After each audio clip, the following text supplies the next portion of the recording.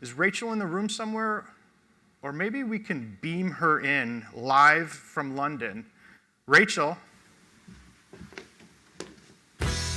how are you?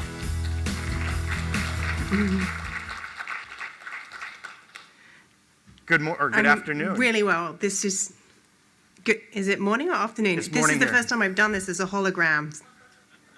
I think it's the first time I've interviewed a hologram, technically.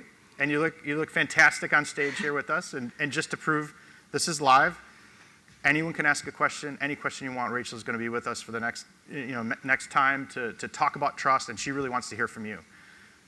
So awesome. So in February, Rachel joined us, and she kicked off the first part of this conversation. We covered something called trust leaps, the trust stack, and the traits of trustworthiness. That's hard to say on stage. But today we're going to go into part two. We're going to continue that conversation, and we're going to get into a number of questions that from February people wanted to hear about. So with that, we have Rachel here. I'm going to kick it off, and I'm going to say, Rachel, why now? What's going on? Oh, sorry. Why now? What's going on? Why do you think now is the right time? And then we'll get into the four parts of the trust conversation. Thanks, Scott. And it is great to be here with you all and to talk about trust.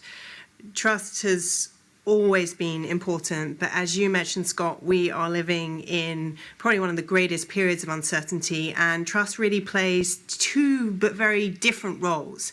So maybe a good place to start is, what is trust? How do I define trust?